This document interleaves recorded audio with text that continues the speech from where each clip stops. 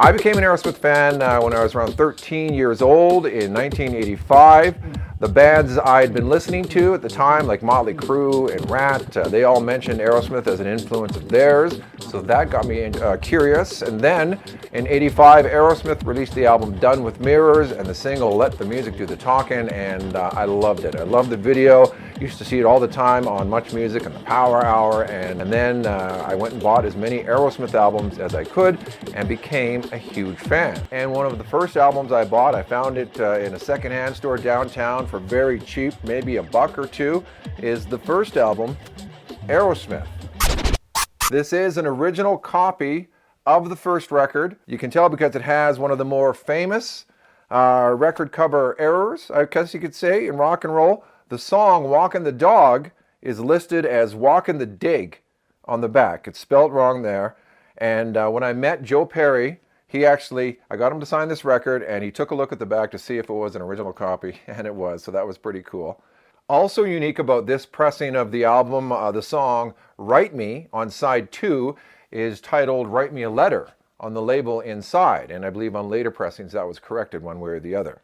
And on the front cover, the Aerosmith logo with the wings on each letter, very early version of their logo. The smaller version, again, this is an original. Later versions, later pressings, the logo got a lot bigger. And then the picture of the band sort of floating in the sky. Now the autographs. I got the autographs over a couple of periods. Working in radio, I got to meet the band a couple of times.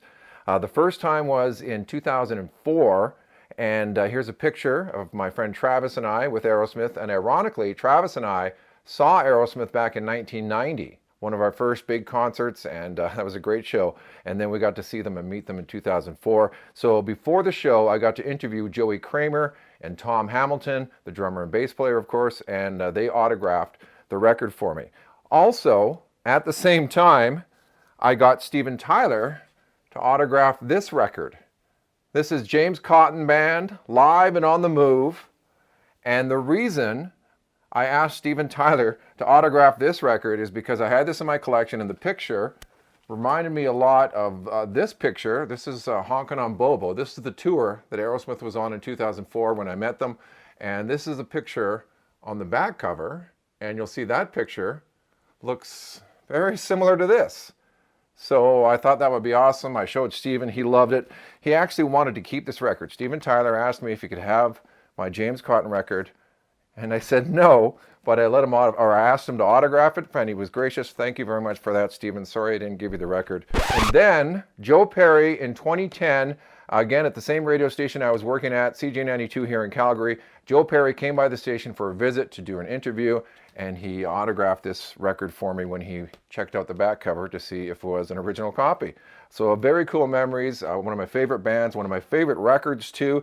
Just a great record, and this is sort of the most unique sounding Aerosmith record. It doesn't really sound like any of the others.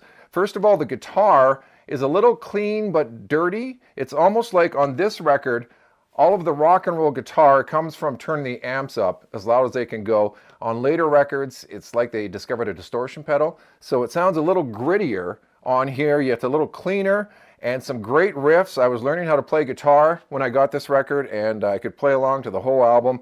Somebody Make It, of course, Dream On is on here. One Way Street, one of my favorite Aerosmith songs, just a great tune.